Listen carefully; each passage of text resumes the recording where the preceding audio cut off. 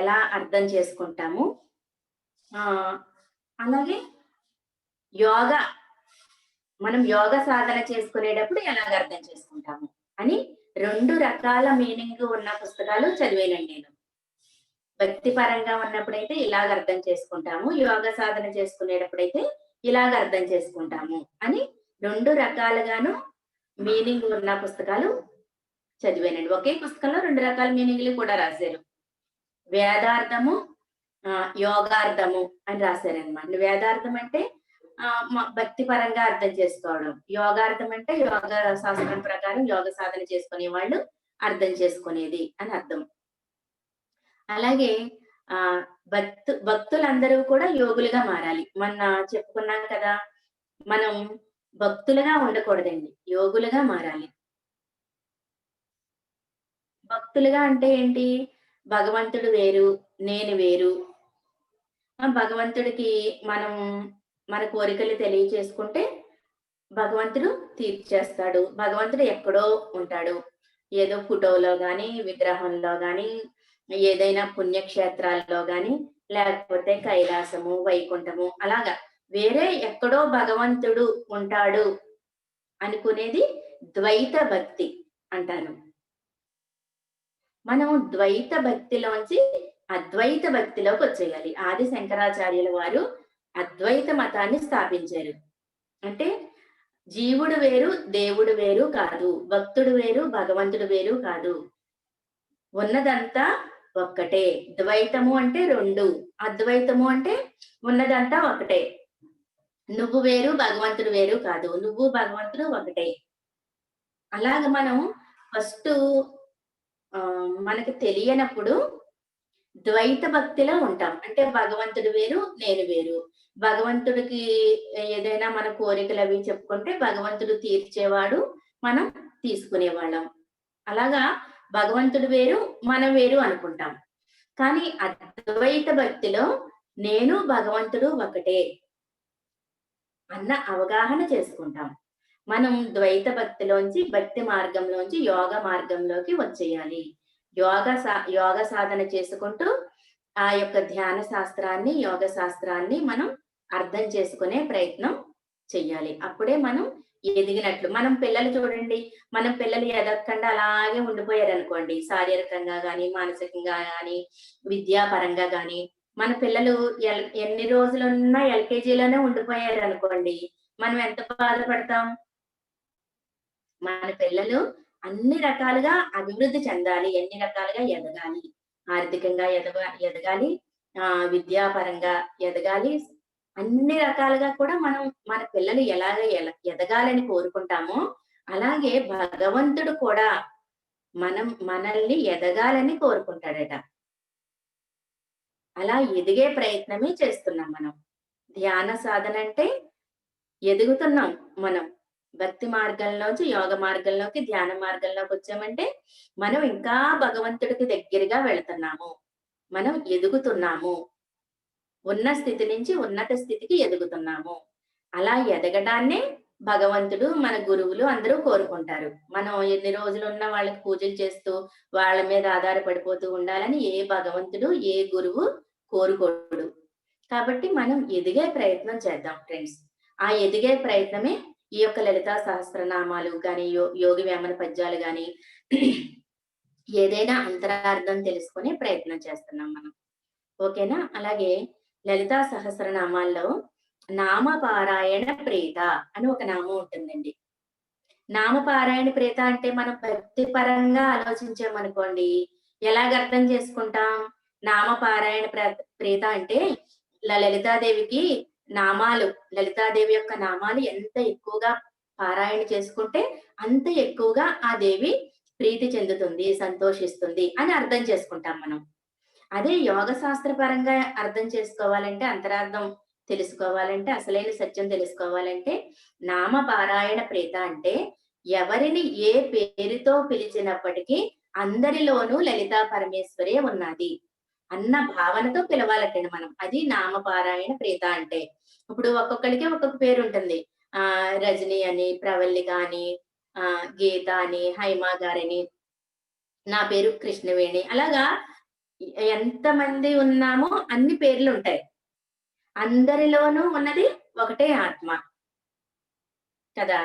ఒకటే లలిత, అందరిలోనూ ఉండేది అంతర్యామి లలితా పరమేశ్వరి. సర్వాంతర్యామిని అని ఒక నామం ఉంటుందండి.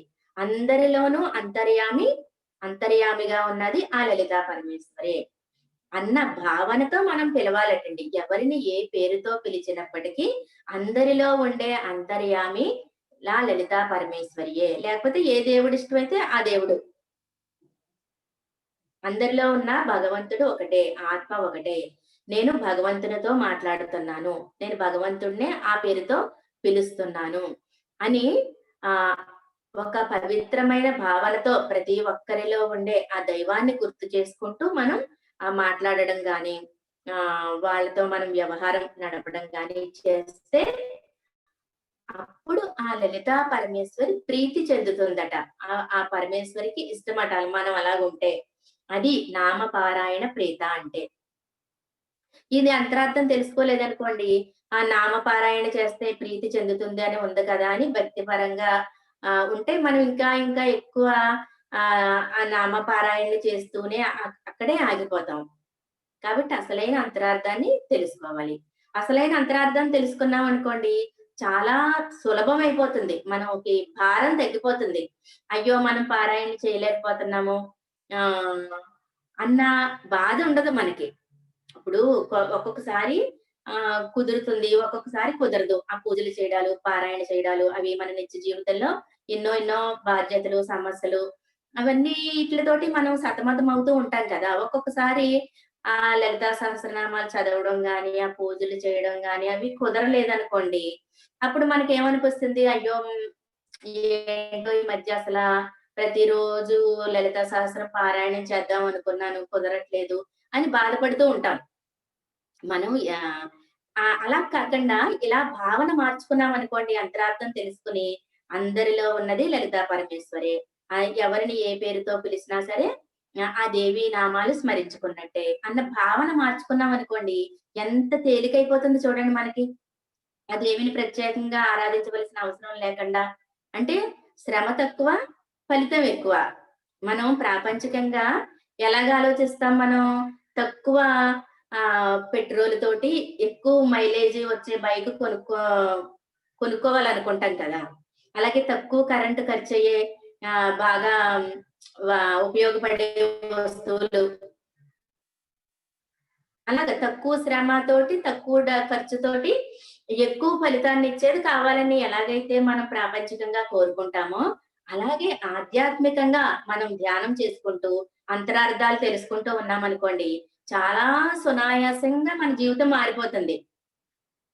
అలా కాకుండా కేవలం భక్తి మార్గంలో ఉండిపోయామనుకోండి, ఎన్నో నియమ నిష్టలు పాటించాలి, ఎన్నో సెంటిమెంట్లు, ఆచారాలు అలా చేయకూడదు, ఇలా చేయకూడదు అని ఎన్నో ఎన్నో మనకి మనమే ఒక క్లిష్టంగా తయారు చేసేసుకుంటాం మన జీవిత విధానాన్ని.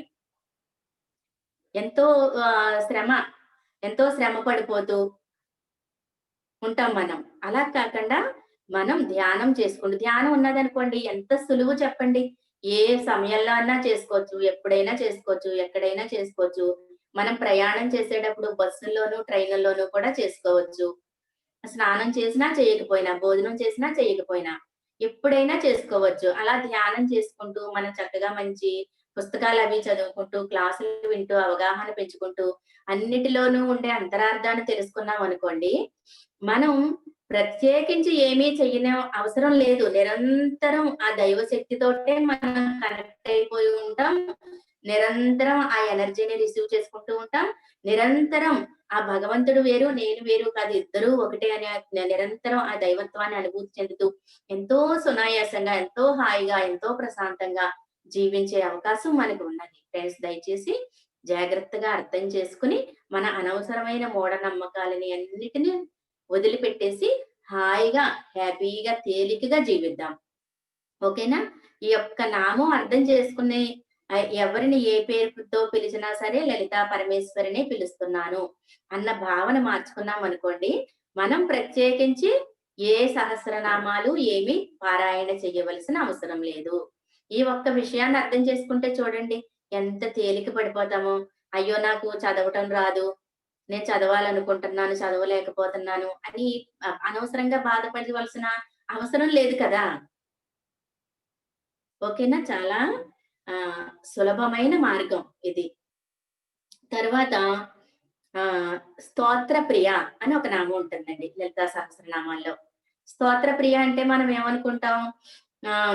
అబ్బా! లలితా సహస్రనామాలు స్తోత్ర ప్రియ అన్నారు కదా! లలితాదేవికి ఎన్ని స్తోత్రాలైతే ఉన్నాయో, ఆ స్తోత్రాలు చదివేస్తే మనకి లలితా పరమేశ్వరి అనుగ్రహం లభిస్తుంది అని అనుకుంటాం మనం వ్యక్తిపరంగా ఆలోచిస్తే. ఇంకా ఎక్కువగా ఏదో ఒక స్తోత్రాలు నేర్చుకోవడానికి, అవి పాడుకోవడానికి మనం ఇంపార్టెంట్ ఇస్తాం. అంటే స్తోత్రాలు చదువుకోవడం అనేది చాలా మంచిది. నేర్చుకోవాలి, చదువుకోవాలి. కానీ కేవలం అంతరార్థం తెలుసుకోకుండా అవి చదివినంత వల్ల మనకి ఎలాంటి ఫలితము ఉండదు. ఉంటుంది కానీ చాలా ప్రతిదానికి ఉంటుంది. ప్రతిదానికి ఎనర్జీ ఉంటుంది, ఫలితం ఉంటుంది. కానీ చాలా తక్కువ ఫలితం ఉంటుంది.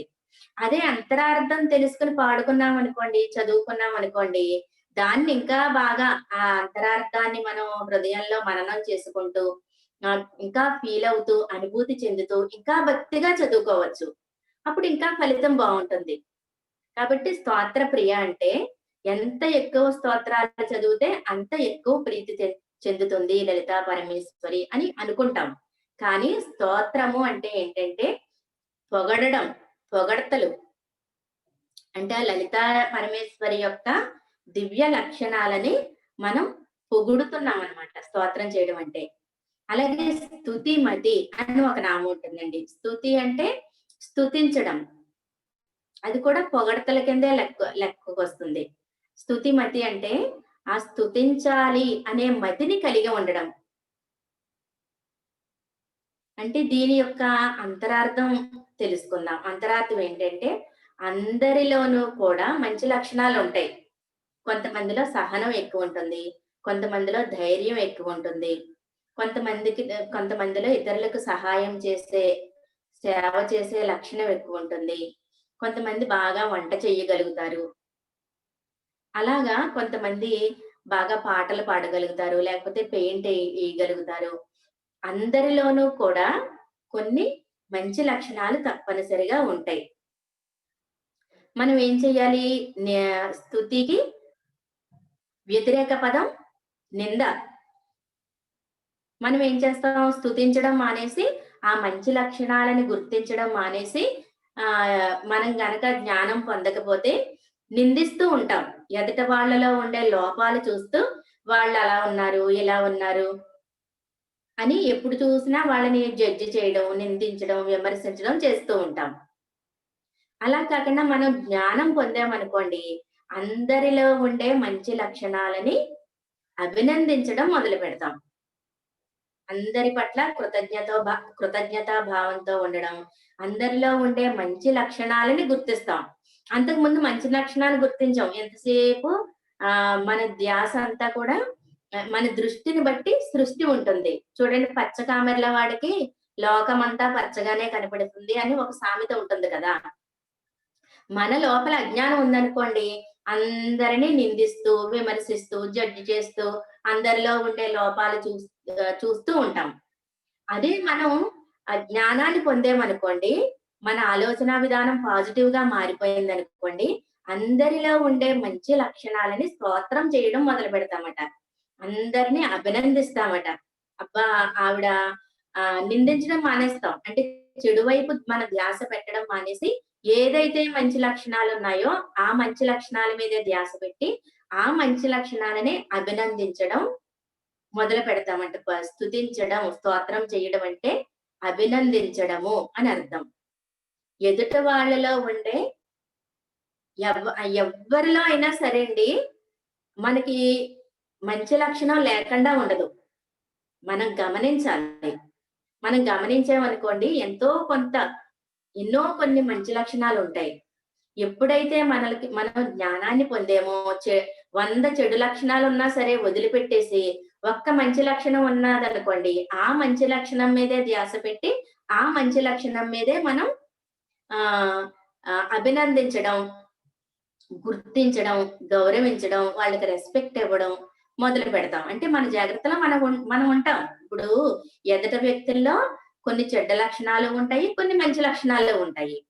ఇప్పుడు మనం జ్ఞానాన్ని పొందినప్పుడు ఏం జరుగుతుంది? మన జాగ్రత్తలో మనం ఉంటాం. వాళ్ళ చేతిలో మోసపోకుండా హ్మ్. మన జాగ్రత్తలో మనం ఉంటూ, వాళ్ళలో ఉండే మంచి లక్షణాలను కూడా గుర్తించి, అభినందించి, వాళ్ళని చక్కగా ఉపయోగించుకోవడం మనం నేర్చుకుంటాం. ఇప్పుడు పత్రి సార్ ఉన్నారనుకోండి, ఆయనకి అందరి గురించి తెలుసు. ఎవరు ఎలాంటి వాళ్ళో వాళ్ళని చూసిన వెంటనే వాళ్ళ గత జన్మలు కూడా ఆయనకి తెలిసిపోతాయి. వాళ్ళ వ్యక్తిత్వం ఎలాంటిది, వాళ్ళలో ఎలాంటి లోపాలున్నాయి, వాళ్ళకి అహంకారం ఎంతుంది, వాళ్ళ మంచితనం ఎంతుంది, అన్ని విషయాలు ఆయనకు అర్థమైపోతాయి. అర్థమైపోయినా సరే, ఆయన ఏం చేస్తారంటే విమర్శించడం గాని, నిందించడం గాని, తిట్టడం, వాళ్ళని జడ్జి చేయడం గాని ఏమీ చేయరండి. ఏమీ చేయకుండా వాళ్ళలో ఉండే మంచిని మాత్రమే గుర్తించి, ఆ మంచితనాన్ని ప్రోత్సహిస్తూ, వాళ్ళకి కూడా ప్రచారం చేసే అవకాశం ఇస్తూ, వాళ్ళు చేయగలిగిన సేవ వాళ్ళకి అప్పచెప్తూ వాళ్ళని కూడా చక్కగా యాక్సెప్ట్ చేసేస్తారు. అంగీకరించేస్తారు. వాళ్ళని కూడా పొగుడుతారనమాట. వాళ్ళకి కూడా స్టేజి మీద మైక్ ఇప్పించి మాట్లాడడం. మీ అనుభవాలు చెప్పండి. మీరు ఎన్ని రోజుల నుంచి ధ్యానం చేసుకుంటున్నారని. వాళ్ళలో లోపాలుంటాయి. కానీ లోపాలున్నా సరే ఆయన మంచిని మాత్రమే చూసి, మంచిని మాత్రమే ప్రోత్సహిస్తారు. అలాగా మనం జ్ఞానం పొందినప్పుడు అందరిని స్తుతించడం, అందరిని స్తోత్రం చేయడం మొదలుపెడతాం. చెడును వదిలిపెట్టేస్తాం. మంచి మీదే ధ్యాస పెడతాం. దీన్నే మహాభారతంలోను ఒక కథ ఉంటుందండి. మీ అందరికీ తెలిసే ఉంటుంది ఈ కథ. ఒకసారి భీష్ముల వారు ధర్మరాజుని, దుర్యోధనుడిని ఇద్దరిని పిలుస్తారు. ఇద్దరిని పిలిచి మీరు ఆహ్, మీకు కొంత టైం ఇస్తున్నాను.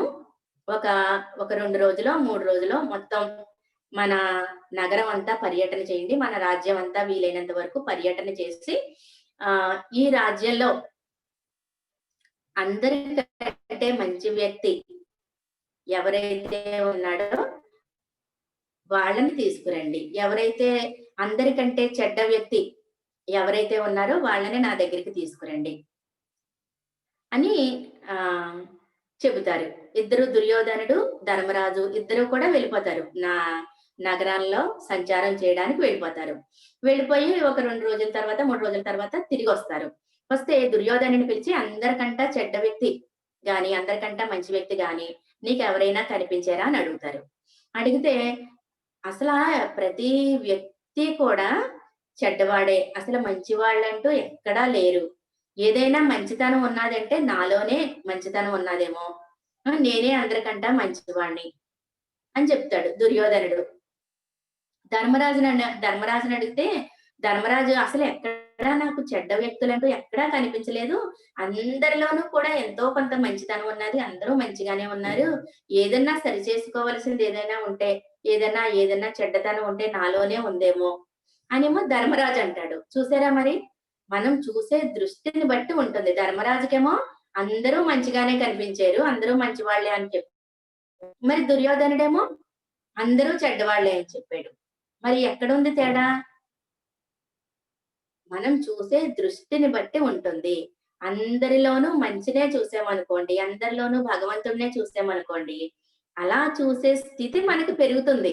మనకి అవగాహన పెరిగే కొలది, మన మన యొక్క ఆత్మశక్తి పెరిగే కొలది, అందరిలోనూ భగవంతుడినే చూస్తాం మనం. అది స్తోత్ర ప్రియ, స్తుతిమతి అన్న నామాల్లో అర్థం ఏంటంటే, అందరిలో ఉండే దైవత్వాన్ని గుర్తించి, అందరిలో ఉండే మంచితనాన్ని గుర్తించి, అందరిలో ఉండే మంచి లక్షణాలను మనం పొగుడుతూ ఉండాలి, అభినందిస్తూ ఉండాలి. చెడుని వదిలిపెట్టేది. దాని మీద ధ్యాస పెట్టకూడదు. దాని మీద మనం ఫోకస్ చేయకూడదు. అది ఆ నామాల్లో ఉండే అంతరార్థం. ఓకేనా ఫ్రెండ్స్? అలాగే పాయసాన్న ప్రియ అని ఒక నామం ఉంటుందండి. పాయసాన్న ప్రియ, గుడాన్న ప్రేత మానస, హరిద్రాన్నైక రసిక, అలాగే దద్యాన్న ప్రేత మానస. దద్యాన్నం అంటే దద్దోజనం, పాయసాన్నం అంటే పరమాన్నం, హరిద్రాన్నం అంటే పులిహార, గుడాన్నం అంటే చక్కెర పొంగలి.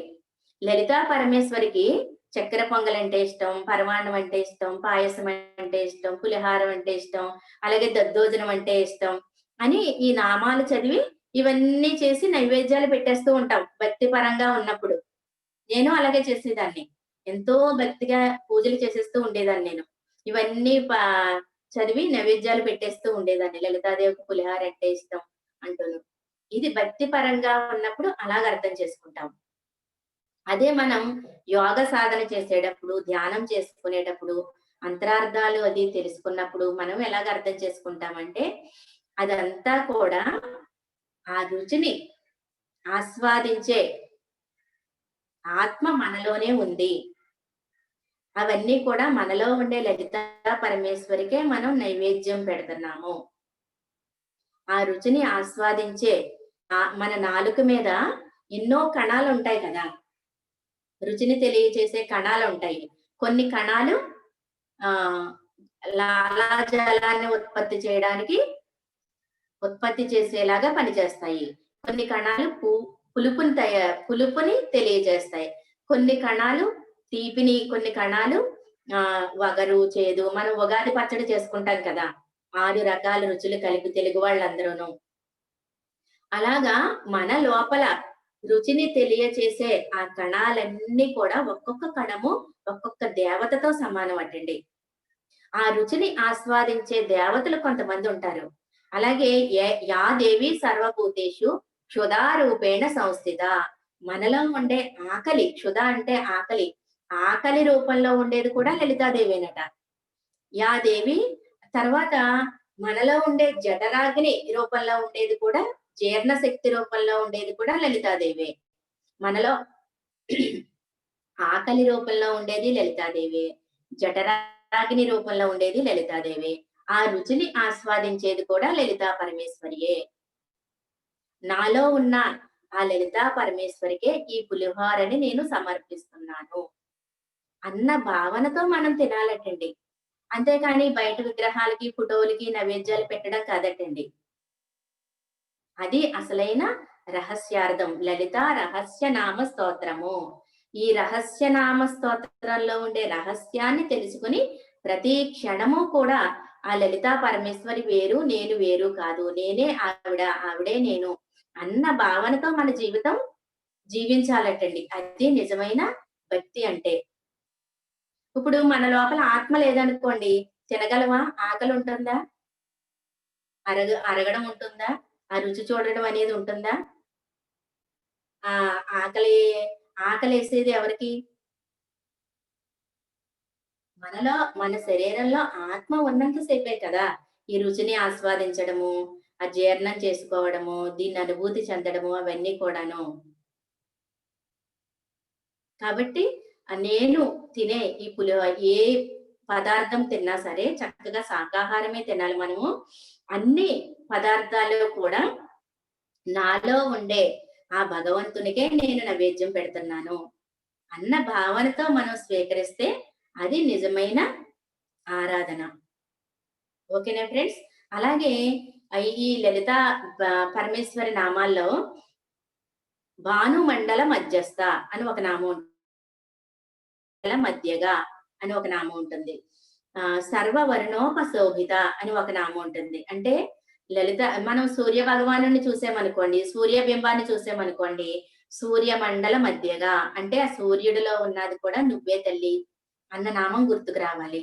ఆ చందమామని చంద్రబింబాన్ని చూసామనుకోండి, చంద్రమండల మధ్యగా అంటే ఈ యొక్క చంద్రుడిలో ఉన్నది కూడా నువ్వే లలితా పరమేశ్వరి అన్న నామం గుర్తు రావాలి. అలాగే రంగురంగుల పువ్వులు ఏదైనా అందమైన దృశ్యం చూసామనుకోండి, సర్వవర్ణోపశోభిత అనే నామం గుర్తుకు రావాలి.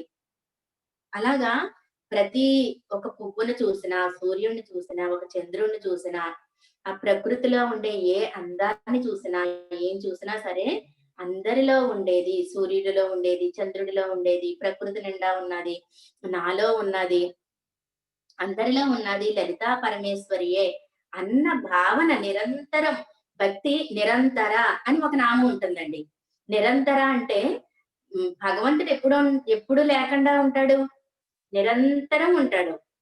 భగవంతుడు కానివ్వండి, అమ్మవారు కానివ్వండి, ఏ ఇష్ట దైవం అన్నా సరే నిరంతర అంటే నిరంతరము ఉంటుంది. నిరంతరము ఉండేది. నిరంతరం ఉండేదాన్ని నిరంతరం ఆరాధించాలి మనం. ఒకసారి ఆరాధించడం, ఒకసారి ఆరాధించకుండా ఉండడం ఉండకూడదు. నిరంతరం చెయ్యాలటండి ఆరాధన. నిరంతరం ఆరాధన చెయ్యాలంటే మనం ఎలా వీలవుతుంది? బాహ్యంగా పూజలవి చేసామనుకోండి, ఎంతసేపని పూజ చేయగలం? నిరంతరం చేయగలమా మనం? ఒక అరగంట చేస్తాం, గంట చేస్తాం. లేకపోతే మహా అయితే 2 గంటలు చేస్తాం. లేదా 3 గంటలు చేస్తాం. నిరంతరం చేయగలమా? భావాలు మార్చేసుకున్నామనుకోండి, అంతరార్థాలు తెలుసుకున్నామనుకోండి, నిరంతరం ఇంక ఆరాధన జరుగుతూ ఉంటుందనమాట. ఆటోమేటిక్‌గా మన జీవితమే ఒక భగవంతుని ఆరాధనగా మారిపోతుంది. మనం ఏం చేసినా, ఏం తిన్నా, ఏం చూసినా, ఎవరిని చూసినా, ఎవరితో మాట్లాడినా నిరంతరం భగవంతునితో అనుసంధానమై ఉండి, ఆ భగవంతుడిని ఆరాధించుకోవడం అనేది ఇంకా ఆటోమేటిక్‌గా జరిగిపోతుంది. శ్వాస ఎలా తీసుకుంటున్నాం, ఎలా వదిలిపెడుతున్నాం, ఏదైనా ప్రయత్నం చేస్తున్నామా మనం శ్వాస తీసుకోవడానికి? అప్రయత్నంగా జరుగుతుంది కదా! అప్రయత్నంగా ఎలాగైతే శ్వాస జరుగుతుందో, ఎలాగైతే గుండె కొట్టుకుంటుందో, ఎలాగైతే మన లోపల కిడ్నీలు, ఊపిరితిత్తులు ఎలాగైతే అప్రయత్నంగా ఎలాగైతే జరుగుతున్నాయో, అలాగే అప్రయత్నంగా ఆ భగవంతుడి ఆరాధన అనేది నిరంతరం జరిగిపోతుంది. మనం పరిగెట్టుకొని ఇన్ని పువ్వులుండాలి, లేకపోతే ఇన్ని పూజా ద్రవ్యాలుండాలి అని ఏమీ అవసరం లేదనమాట. చాలా సింపుల్‌గా, చాలా సునాయాసంగా, చాలా హాయిగా, తేలికగా జరిగిపోతుంది భగవంతుడి ఆరాధన అనేది. ఇంకా ఇంకా భగవంతుడికి దగ్గరవుతాం మనం. ఈ అవగాహన పెంచుకునే కొలది. భగవంతుడిని వదిలిపెట్టేయడం కాదు. ఈ ధ్యానం చేసుకునే కొలది ఇంకా ఇంకా ఆ దైవత్వంలో లీనమయ్యి, ఆ దైవత్వాన్ని అనుభూతి చెందుతూ ఉంటాం.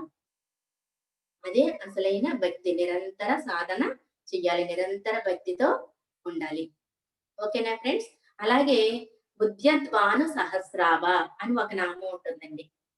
ఉద్యద్వాను సహస్రావ అంటే ఒక 1000 సూర్యుళ్ళు ఒకేసారి ఉదయిస్తే ఎంత కాంతిగా ఉంటుందో, అంత కాంతివంతంగా ఉంటుందటండి లలితాదేవి.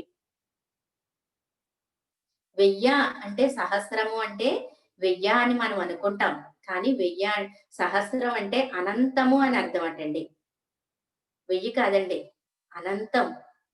అంటే అనంతమైన సూర్యుడు ఒకేసారి ఉదయిస్తే ఎంత కాంతిగా ఉంటుందో, ఎంత ప్రకాశవంతంగా, ఎంత తేజస్సుతో ఉంటుందో, అంత తేజస్సుతో ఉంటుందటండి లలితాదేవి. అంటే ఈ నామంలో ఉండే అంతరార్థం ఏంటంటే, మనం మామూలుగా హ్మ్.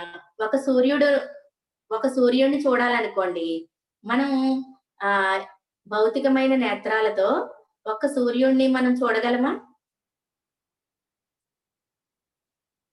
ఒక సూర్యుడిని చూడ్డానికే మనం ఒక నిమిషం చూసేసరికి మనం చూడలేం. కళ్ళు మూసేసుకుంటాం. అలాంటిది ఉద్యద్భాను సహస్రాభ 1000 సూర్యుళ్ళు ఒకేసారి ఉదయిస్తే వచ్చే కాంతిని మనం అసలు భౌతిక నేత్రాలతో దర్శించగలమా? చూడగలమా? అంటే ఇందులో ఉండే అంతరార్థం ఏంటంటే, ఆ లలితా పరమేశ్వరి యొక్క దివ్యత్వాన్ని భౌతికమైన నేత్రాలతో, భౌతికమైన దృష్టితో, మన పరిమితమైన మనస్సుతో, పరిమితమైన తెలివితేటలతో, ఆలోచనలతో అర్థం చేసుకుంటే మనకి అర్థం కాదు. మనకి సూక్ష్మ దృష్టి ఉండాలి. దివ్య దృష్టి ఉండాలి. దివ్య నేత్రాన్ని, జ్ఞాన నేత్రాన్ని తెరిపించుకోవాలి. ఆధ్యాత్మికంగా అవగాహన పెంచుకోవాలి. అప్పుడే ఆ యొక్క లలితా పరమేశ్వరి యొక్క ఆ తేజస్సుని, ఆ శక్తిని, ఆ జ్ఞానాన్ని మనం అర్థం చేసుకోగలము. ఆవిడ అనుగ్రహాన్ని పొందగలము. అది ఆ నామంలో ఉండే అంతరార్థం. ఉద్యద్భాను సహస్రాభ అంటే 1000 సూర్యుడు ఒకేసారి ఉదయిస్తే ఎంత కాంతివంతంగా ఉంటుందో, అంత కాంతివంతంగా అమ్మవారు ఉంటుంది. అంటే భౌతికమైన నేత్రాలతోటి, భౌతికమైన ధ్యాసతోటి, పరిమితమైన ఆలోచనలతోటి మనం ఆ తల్లి యొక్క అనుగ్రహాన్ని పొందలేము.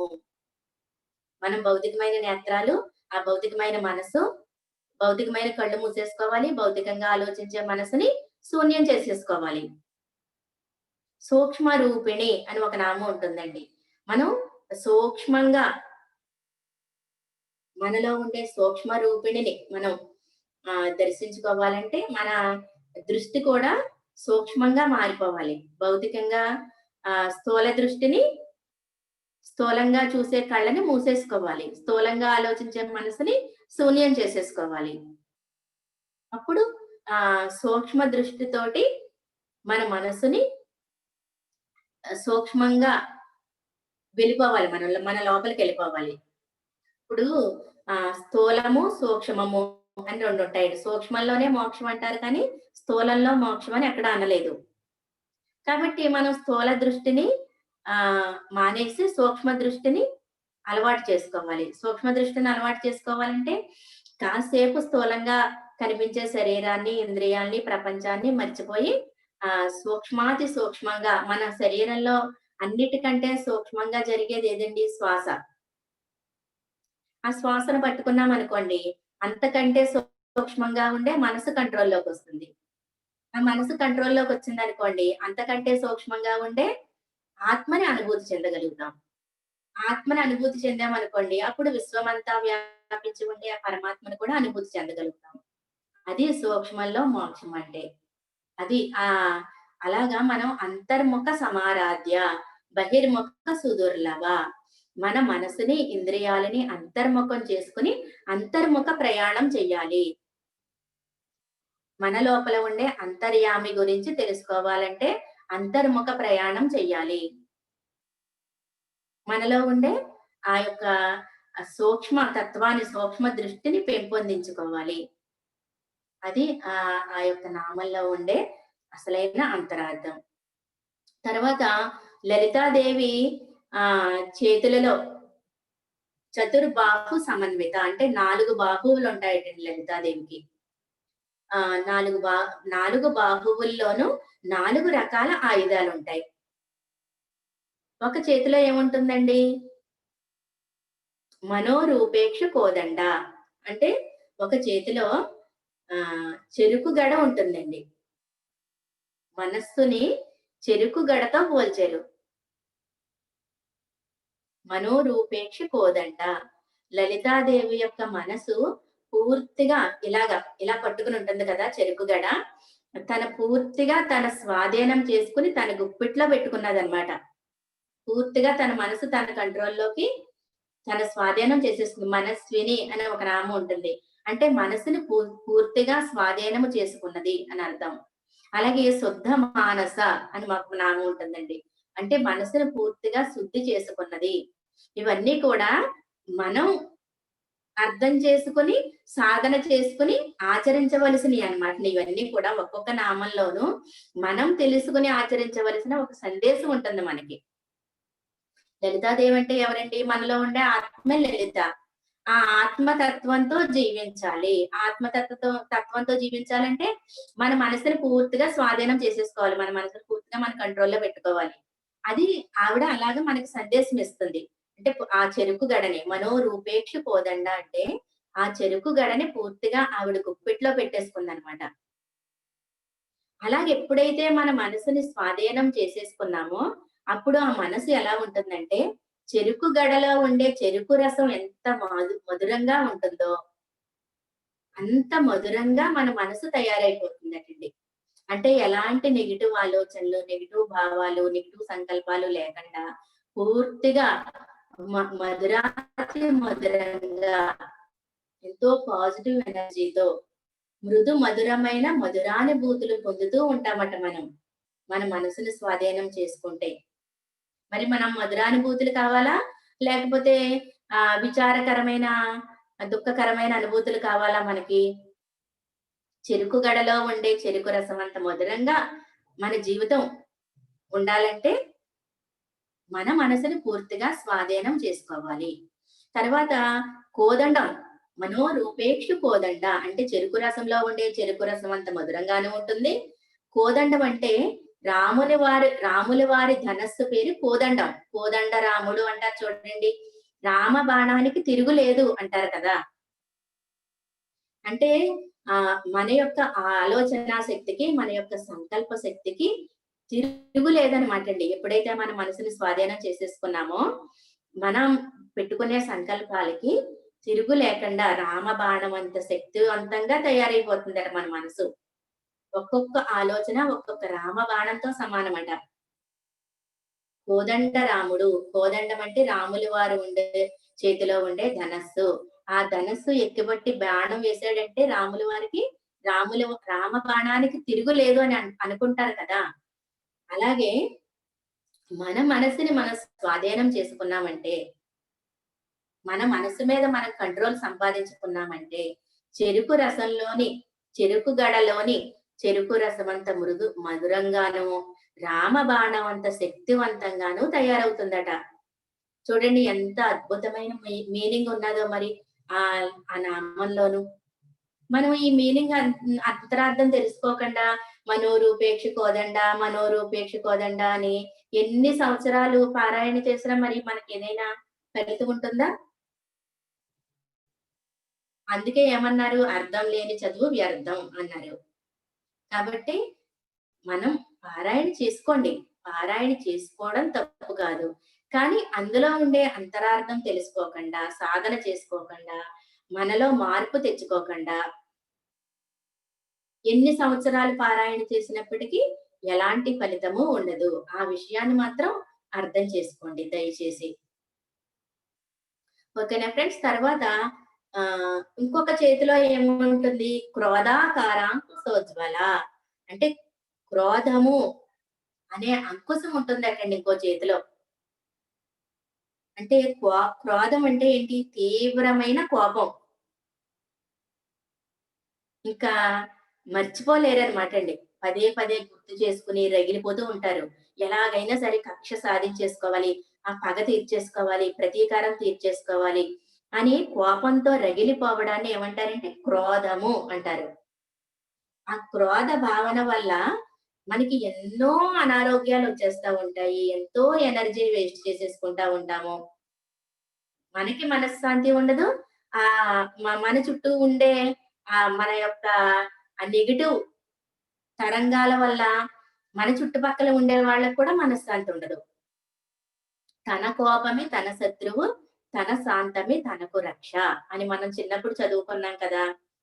మన యొక్క అనవసరమైన కోపాన్ని, క్రోధ భావాన్ని జయించాలి మనం. అంకుశము అంటే ఏంటి? ఏనుగుని లొంగదీసుకునే ఆయుధం అంటండి అంకుశం అంటే. మావటివాడు అంటారు కదా! ఏనుగుని లొంగదీసుకునేవాడిని మావటివాడు అంటారు. ఆ మావటివాడి చేతిలో అంకుశము అనే ఆయుధం ఉంటుంది. అంకుశము ఎంత ఉంటుందండి? చాలా చిన్నది. ఇంత ఉంటుందంతే. ఆ అంకుశముతోటి ఆ ఏనుగుని ఎక్కడ గుచ్చాలో అక్కడ గుచ్చుతాడనమాట మావటివాడు. అప్పుడు అంత పెద్ద ఏనుగు కూడా అంత చిన్న అంకుశానికి లొంగిపోయి ఆ మావటివాడు చెప్పినట్టు వింటుందంట. అలాగే మనం కూడా తీవ్రమైన క్రోధ భావాలని ఎరుక అనే అంకుశము ద్వారా, అవగాహన అనే అంకుశము ద్వారా మనం కంట్రోల్‌లో పెట్టుకోవాలంటండి. మన కోపం కంట్రోల్‌లో మనం ఉండకూడదు. మన కంట్రోల్‌లో మన కోపం ఉండాలి. కంట్రోల్ తప్పిపోయి కోపంలో ఇంకసలు ఎన్నో సమస్యలు సృష్టించుకుంటాం. ఎన్నో రిలేషన్స్ దూరమైపోతూ ఉంటాయి. జీవితాంతం మనశ్శాంతి లేకుండా జీవిస్తూ ఉంటాం. అనవసరమైన క్రోధ భావాల వల్ల. ఎన్నో అనారోగ్యాలు కూడా వస్తాయి. అనవసరమైన కోపం వల్ల. ఒక్క నామాన్ని అర్థం చేసుకున్నామనుకోండి, ఇప్పుడు 1000 నామాలు కంఠస్థం చేసి పారాయణ చేసినా కూడా రాని ఫలితం ఒక్క నామాన్ని అర్థం చేసుకుని ఆచరించడం వల్ల వస్తుంది. క్రోధాకారాంకుశోజ్వల అంటే క్రోధము అనే ఆ తీవ్రమైన మహాబలవంతమైన ఏనుగు లాంటిదటండి. ఏనుగు చూడండి ఎంత పెద్దగా, ఎంత శక్తివంతంగా ఉంటుందో. అంత తీవ్రమైన, శక్తివంతమైన ఆ కోపాన్ని కూడా మన ఎరుక, మన అవగాహన, మన జ్ఞానము అనే అంకుశాన్ని పెట్టి కంట్రోల్‌లో ఉంచుకోవాలటండి. ఎప్పుడైతే ఆ కోపాన్ని మనం జయించేమో, అప్పుడు ఏమవుతుంది? ఆ కోపము అనే ఎనర్జీ పాజిటివ్ ఎనర్జీగా మారిపోతుందట. పాజిటివ్ ఎనర్జీగా మారిపోయి శాంతము అనే లక్షణం కింద మారిపోతుందటండి. యా దేవి సర్వభూతేషు శాంతి రూపేణ సంస్థిత నమస్తస్యై నమో నమః అని ఉంటుంది.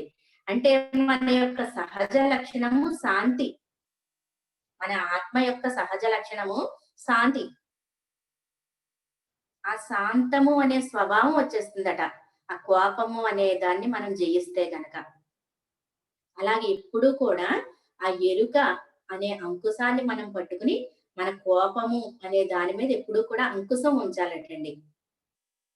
అది ఆ నామంలో ఉండే అంతరార్థం. తరువాత ఇంకొక చేతిలో ఏముంటుంది? అమ్మవారి చేతిలో పాశము ఉంటుందండి. పాశము. పాశం అంటే ఏంటి? బంధం.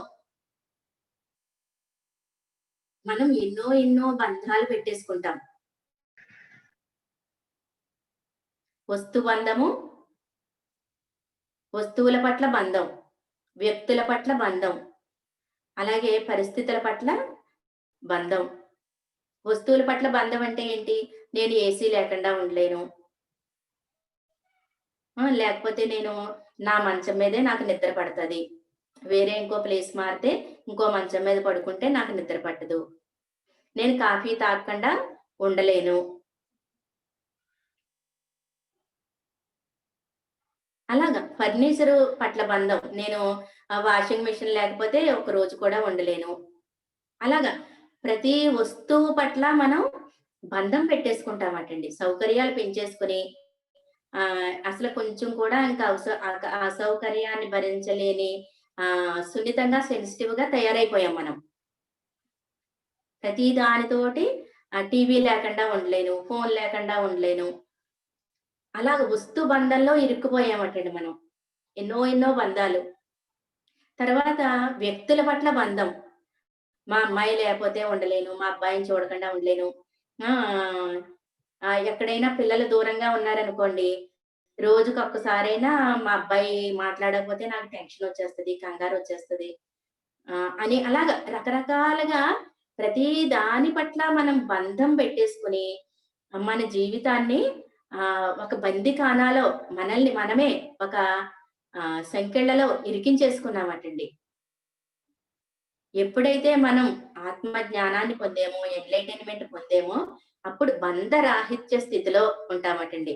ఆ బంధాన్నే మన చేతిలో పెట్టుకుంటాం తప్పితే బంధంలో మనం ఇరుక్కుపోము. ఇరుక్కోకుండా ఉంటామటండి. అది లలితా పరమేశ్వరి పూర్తిగా బంధరాహిత్య స్థితిని పొందింది. పాసము అంటే బంధము అని అర్థం. ఒక చేతిలో పాసము ఉంటుందంటే, ఆ పాసము అంటే పూర్తిగా బంధరాహిత్య స్థితిని సాధించినది. అని మనకి సందేశం. మీరు కూడా సాధన చేసుకొని ఆ బంధరాహిత్య స్థితిని పొందాలి. అన్ని రకాల బంధాల నుంచి ముక్తి ఏదైనా ఉన్నా ఒకటే ఓకే. లేకపోయినా ఓకే. అలాగ బంధరాహిత్య స్థితిలో ఉన్నామనుకోండి, అప్పుడేమవుతుందంటే మనం మన అవసరాలు ఆటోమేటిక్‌గా తీరిపోతాయి. ఫలానాది కావాలి అని మనం కోరుకోక్కర్లేదు. మనం చక్కగా ఉన్నా ఓకే, లేకపోయినా ఓకే అన్నట్టుగా బంధరాహిత్య స్థితిలోకి మనం మారిపోయామనుకోండి, ఆటోమేటిక్‌గా మనకి చాలా హాయిగా, సుఖంగా, సింపుల్‌గా మన అవసరాలన్నీ ఏదైతే మనకి నిజంగా అవసరమో, ఆ అవసరాలన్నీ మనకి ఆటోమేటిక్‌గా సునాయాసంగా తీరిపోతూ ఉంటాయి. మనం బంధరాహిత్య స్థితి కోసం ప్రయత్నం చేయాలి. అసలు మనం ఎలాంటి బంధాల్లో ఇరుక్కున్నామో గ్రహించుకోవాలి ముందు మనం. మనం గనక పరిశీలన చేసుకోలేదనుకోండి, అసలా ఈ అమ్మో! ఈ విషయం పట్ల ఇంత బంధం పెట్టేసుకున్నానా నేను అన్న ఆహ్, ఆ యొక్క ఎరుకే మనకి ఉండదు. కాబట్టి బంధరాహిత్య స్థితిని పొందినది అని అర్థం. పాసం ఒక చేతిలో పాసం ఉన్నదంటే. తర్వాత ఇంకొక చేతిలో ఏముంటుంది? పంచ తన్మాత్ర సాయక అని ఒక నామం ఉంటుందండి. పంచ తన్మాత్రలు అంటే ఏంటంటే, మన పంచ జ్ఞానేంద్రియాలకి సంబంధించిన దేవతలు. శబ్ద, స్పర్శ, రూప, రస, గంధ అనే పంచ తన్మాత్రలుంటారండి. పంచ జ్ఞానేంద్రియాలకి సంబంధించిన పంచ దేవతలు, పంచ తన్మాత్రలు. శబ్ద అంటే మన చెవులకి వినికిడి శక్తి. ఆ శబ్ద అనే దేవత పనిచేయలేదనుకోండి, మన భౌతికమైన చెవులు ఉన్నా ఏమీ పని చెయ్యవు. ఇప్పుడు జ్ఞానేంద్రియాలంటే ఏంటండి? చెవులు. చెవులుకి భౌతికంగా చెవి చెవి ఉన్నదనుకోండి, చాలా మందికి వినికిడి శక్తి ఉండదు కదా! చెవులుంటాయి. భౌతికంగా చెవులుంటాయి. కానీ, ఆ శబ్దము గ్రహించే శక్తి ఉండదు కొంతమందికి. శబ్ద అనేది ఒక ఎనర్జీ, ఒక దేవత, ఒక శక్తి. స్పర్శ అంటే మన చర్మానికి స్పర్శ అనే దేవత పని చేయలేదనుకోండి, స్పర్శ జ్ఞానం తెలీదు మన చర్మానికి. అలాగే రూప అనే దేవత సరిగ్గా పనిచేయలేదనుకోండి, మన కంటి చూపు సరిగ్గా ఉండదు. ఎలాంటి రూపాలని మనం చూడలేం. శబ్ద, స్పర్శ, రూప, రస. రసం అంటే టేస్ట్ చూసే ఎనర్జీ. మన నాలిక రస అనే దేవత పనిచేయలేదనుకోండి, ఆ ఎనర్జీ పనిచేయలేదనుకోండి, మన నాలుకకి ఎలాంటి టేస్ట్ తెలీదు. గంధం అంటే వాసన చూసే శక్తి. ఆ గంధము అనే దేవత పనిచేయలేదనుకోండి, మనకి ఆ వాసన అనేది తెలీదు. 5 జ్ఞానేంద్రియాలకి సంబంధించిన 5గురు దేవతలనమాట. శబ్ద, స్పర్శ, రూప, రస, గంధాలనే 5 జ్ఞానేంద్రియాలని, 5 శక్తులని కూడా పూర్తిగా తన కంట్రోల్‌లో పెట్టుకుందంట. పూర్తిగా ఇంద్రియ నిగ్రహాన్ని సాధించిందనమాట. జ్ఞానేంద్రియాల మీద కంట్రోల్ సాధించిందనమాట అమ్మవారు. అలాంటి స్థితి మనకు కూడా సాధించాలని ఆ నామం యొక్క సందేశం. అంటే మన జ్ఞానేంద్రియాలని సరిగ్గా ఉపయోగించుకోవాలి. అలా ఉపయోగించుకోలేదనుకోండి, మనకి మన ఎనర్జీ అంతా వేస్ట్ అయిపోతుంది. మన కంటి చూపుని సరిగ్గా ఉపయోగించుకోవాలి. లేకపోతే సరియైన దృశ్యాలే చూడాలి. మన కంటి చూపు ద్వారా ఎన్నో అనవసరమైన విషయాలని మన లోపలికి తీసేసుకుంటాం. చెవులతో విన్నదాన్ని, కంటితో చూసిన దాన్ని. అలాగే మన నోరు ఉన్నదనుకోండి, ఏది తినాలో, ఎలాంటి రుచులు చూడాలో అలాంటి రుచినే చూడాలి. శాకాహారాన్ని, సాత్విక ఆహారాన్ని మాత్రమే తినాలి. మన పంచ తన్మాత్రలని, పంచ జ్ఞానేంద్రియాలని పూర్తిగా మన కంట్రోల్‌లో పెట్టుకోవాలి. అప్పుడు అంతరింద్రియాలను జాగృతం చేసుకుంటాము. బాహ్య ఇంద్రియాలని కంట్రోల్‌లో పెట్టుకున్నాం అనుకోండి, అంతర ఇంద్రియాలని మనం జాగృతం చేసుకుంటాం.